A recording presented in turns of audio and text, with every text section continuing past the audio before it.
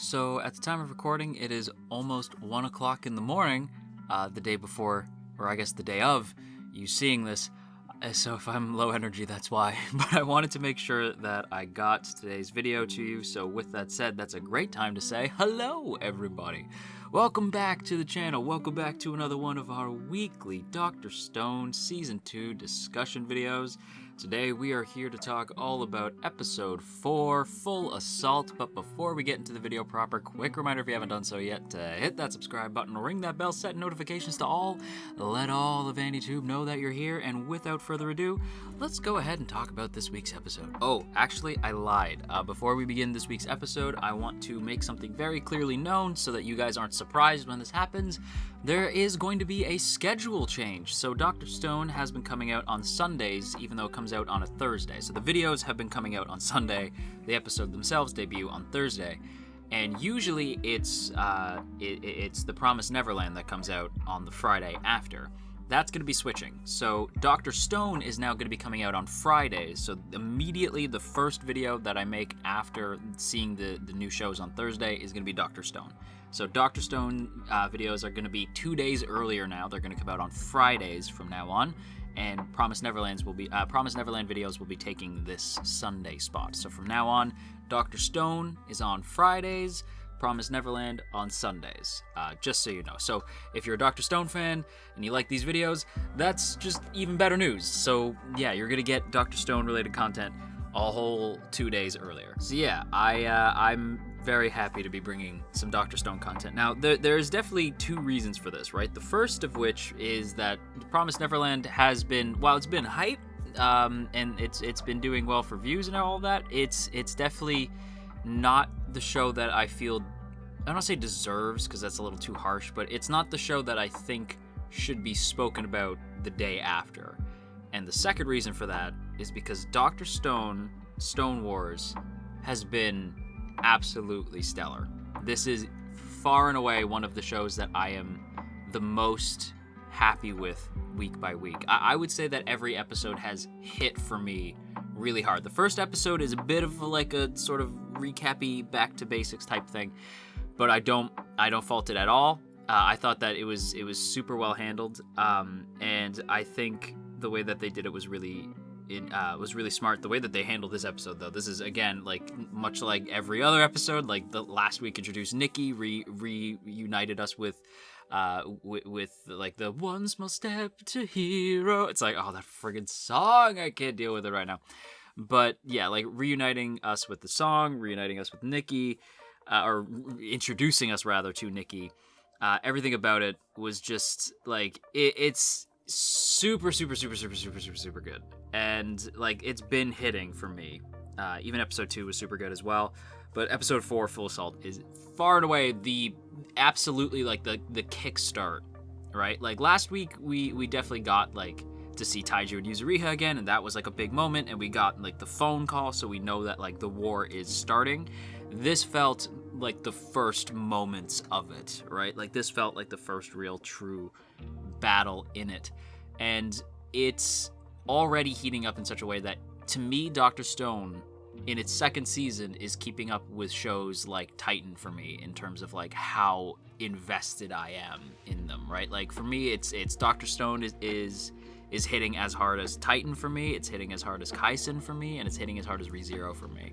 So for the battle for like best show of the season, it's between those four, and in fact, you know what, I'd even throw in Beastars in there as well.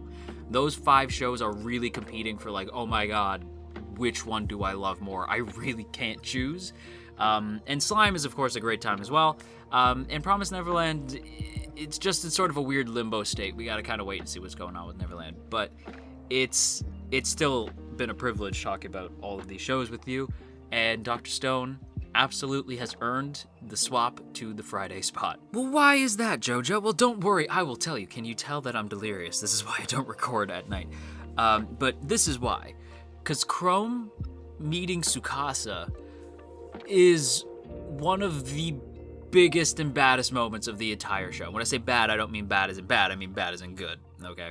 I mean like biggest and baddest, like in terms of like the best possible way. Because like the sheer difference in size alone is like, oh shit. And I loved this moment for so many reasons because, again, like, Tsukasa is a character we were introduced to very, very early on, right? Like, again, this story started us with Senku and Taiju, and Tsukasa was the character who was basically there with them at the beginning, right? Tsukasa was with Taiju and Senku at the beginning of the series. It wasn't like he was... I don't believe he showed up till maybe episode 2, or maybe it was episode 1. I don't super remember now.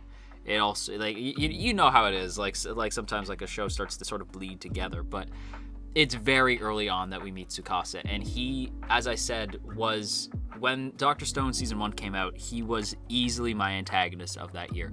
I think Tsukasa is, no joke, one of my favorite antagonists in basically any shonen airing right now. I find Tsukasa to be the most intriguing, and it's because you get it the most. To me, I really get where Tsukasa's coming from, and he almost would have me. You know what I mean? Like, his arguments do make sense. Like, the way he's explaining his side of things, it's always made sense. And I like that Chrome is, he can kind of get it to an extent. Like, you could tell that, like, the gears are turning, but he's so united to, or like so connected to Senku and science that he just can't break away from that. So everything that Tsukasa is saying, he is rejecting. And I like the idea that Tsukasa even says, it's not that I'm necessarily against science. That's not what this is about. I have no problem with science. We use tools here. Like, it's not like the Kingdom of Might, the Tsukasa Empire. It's not as though we don't have scientific advancements here. We do, right? Like, we have and use tools here. It's not like science has no place. You just don't know what our world did with that science. And that's the thing that I think really intrigues me, is that when Tsukasa speaks, you do kind of agree with him, right? Because like when he says this, you see like a tank, and you see what I assume to be either World War I or II. Doesn't matter.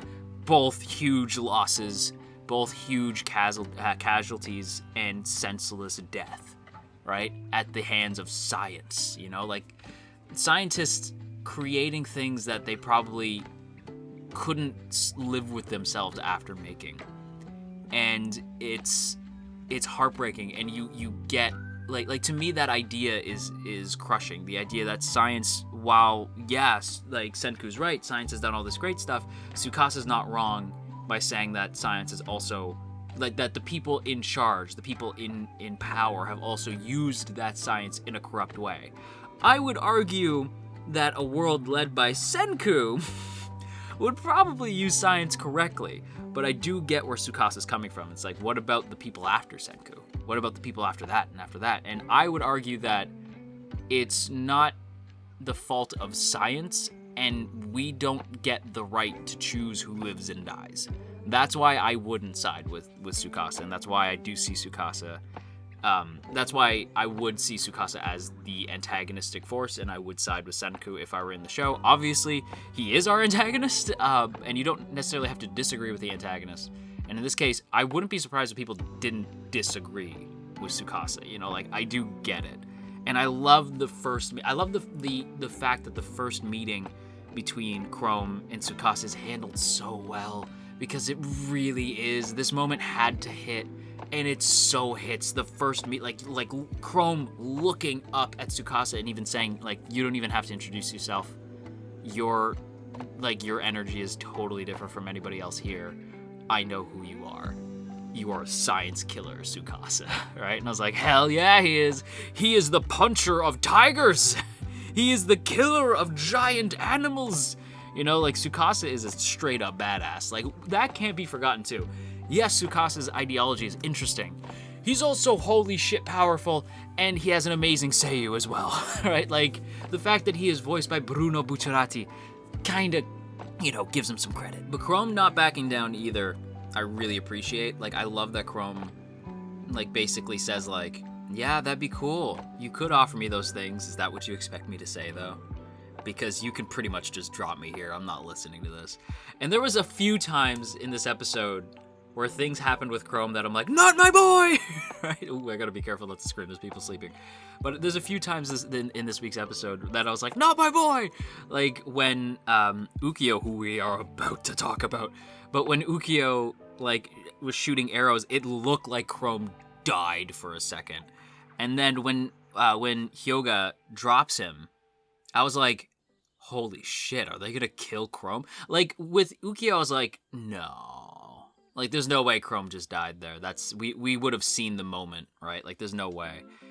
So I was shocked, and then I was like, no. I'm not gonna lie to you, when Hyoga drops him off the spear, did anybody else have that moment of like, shit, you could probably kill Chrome here, and it would be narratively satisfying. Like, I'd be devastated, don't get me wrong, because I love Chrome. But in that moment, I'm like, that's such a baller exit for a character. Like, if that actually, because he was at peace with it. Like, you see him, he didn't scream, nothing. He was just like, all right, Senku, I did my best, man. Like, the rest is up to you. Like, the eyes closed. I was like, holy shit, that's a powerful moment. But he is saved by Ukyo. Sorry to interrupt, but did you guys notice the new like weird feature YouTube has where if you hit the sub button, it like makes fireworks around the sub button and it like gives you a free car and you get to go Super Saiyan? I may have lied about the other parts, but you should still hit the subscribe button. Thanks. And now we're gonna talk about this man, because this man's up to something. I don't know what, but I do not trust this dude. Well, what is it with this show? Because here's the thing, I don't trust him. Do I like him? Holy shit, dude, I love this guy already.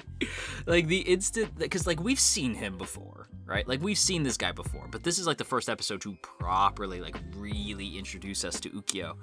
And, yo, I love every aspect of this character. I love the way that they explain why his hearing's so good, the fact that he worked on a submarine, that he worked with sonar, and we see it in the OP, right? We've seen him working with sonar, so we know who he is, what he's about, right? So him becoming an archer does make sense, right? The fact that he uses his hearing to pinpoint shit, like, it makes sense, and then he probably just practice with the bow, gets good, right? It makes sense. I love the design. It's that time, everybody, ladies and gentlemen. It's your favorite time. I haven't done this in a while, but screw it, I'm delirious, so it's probably not gonna be the best, but I don't care. It's design time. It's design time, everybody. Okay. I love the hat. I love the bow. I love the funny looking sneakers, right? Like, I love everything about him. As an archer, would I suggest that you wear like bright neon yellow? Probably not. Like, if you're trying to blend in and hide. But what I like about him is that the character immediately, and again, time for some color psychology, when you think of yellow, what do you think of, right? When you think of red, you think danger. What does yellow make you think of? Caution. Heads up. This could get dangerous, right? So when I see the yellow outfit, my first thought is, okay, something about that character ain't right. Because, like, usually yellow means one of two things, depending on the narrative and what you're looking for, right? Like, if I see yellow in a character design on a good guy, I typically think positive, upbeat, happy, right? When I see narrative or yellow in a narratively antagonistic character, right? Like a character who in the narrative is being antagonistic. I don't really think Ukyo is ultimately going to be a bad guy, but, you know, just for the sake of conversation, I do think he is currently part of the antagonist group. I feel like nobody's going to argue that. And as one of the antagonists, when I see him in yellow, I don't think happy, positive. I think cunning and caution, right? I think caution, heads up, something about this character is different, right? And we do get that. Even the white hair that he has is very, like, white hair, I usually, in terms of, like, the way that I am reading most character designs, and I'm sure the way that you guys do, whether or not you know, like, that you're doing it, I think when you see white hair, you usually associate it with gray hair, right? White hair, you kind of, like, make the one-to-one connection, like, okay, white hair, gray hair, right? And when you make that connection, what do you think of? You think of mature, maybe, like, older, right? Like an older character. But when you see Ukyo, you know he's not older. So to me, the white hair just kind of comes across as more wise, right? Like white hair, sort of like older, wiser. So we know he's not an old dude. We can see it in the face. So what does that leave us with? Wise. So the dude is wise. He's cunning, right? And there's something about him that you want to be cautious of around him. I just think the design is so good, and the fact that he lies, the fact that he lied to them about what Chrome was up to, is super interesting to me. I want to know what that means. Like, I want to know what it is that he's up to, right? Because the smile and everything too. I bet you that that the reveal is going to be that he could hear everything that was happening, right? Like, I assume that he overheard like Taiju and Yuzuriha or something. Like, I guarantee you he heard all that shit. Because to me, it's like, if he's that good at hearing, it's kind of insane to think that he wouldn't hear a lot of what's been going on. And I don't know, there's just something about the character that's intriguing. Again, like I said, like, I've said this before in other videos, especially if you watch my Hero videos. But, because friggin' Monoma is one of my favorite. And I know some people are like, Monoma! I know, it's not my fault.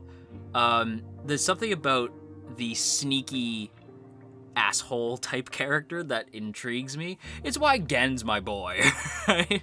Asagiri Gen, right?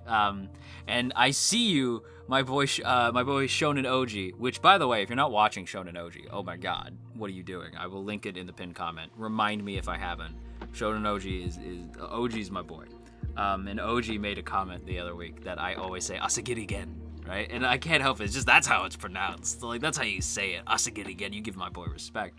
Do I think Ukyo's gonna be on Asagiri Gen level in terms of like my fave, like the cunning, kind of asshole-ish but with a heart of gold character? Probably not. I don't think he's gonna be that high tier, but I don't think he's gonna be highest tier. But I think he's probably gonna end up being pretty high tier. I quite like Ukyo. What else? What else happened this week? Oh, the friggin' the Steam engine happened this week. I don't have a lot to say, so I'm just gonna I'm gonna keep the Ukyo picture up just so you can keep looking at a potential best boy, because I don't have as much to say. All I'm gonna say is I like trains. I've always liked trains. I don't know why, especially steam trains. I've always liked trains since I was a kid, so I don't know what that's about. And the first time I ever saw, by the way, in fact, the first time I ever saw anything JoJo's related was a review of the Part 5 game, and the only footage being shown was from the train where they fight Prosciutto and Pesci. And so that was my first encounter with JoJo's, and that's kind of ironic given my YouTube channel name, and I don't know, just the fact that I've always liked trains led me to JoJo's. Didn't lead me to JoJo's, but, you know, trains, I like trains. So the fact that we are going to possibly get trains in the future, the fact that we have the Steam engine, the Senku 1, yeah, trains in the future, the fact that everybody's wearing a train getup towards the end of the episode, just good stuff. But with that said, everybody, that is going to wrap up today's video here, so I hope that you guys enjoyed. If you did, don't forget to boop that up, snoot, share. If you care, leave a comment down below, and of course, make sure that you hit that subscribe button, ring that bell, set notifications to all, and let all of AnyTube know that you're here. And before we go, as always, I want to give a big, big thank you to the good folks in the T Squadron. Look at these beautiful people. Look at all these beautiful names, and hey, if you would like to join these beautiful people, there are 2 ways to do so. The first is by hitting that join button right beside the sub button to get yourself a badge next to your name, some emotes to spam in the comments, and of course your name scrolling past the screen here. Or you could check out that Patreon link in the description. Either way, it is super, super appreciated. So once again, a big thank you to the good folks in the T Squadron. I should not record videos this close to me going to bed. I must have sounded like a lunatic. But until next time, you stay classy, AnyTube. Wash your dang hands. I'll catch you next time, Zombros. That's your name. If you're not part of the T Squadron, you're the Zombros. The people who are sub to the channel, Zombros. I'm going to bed. Good night.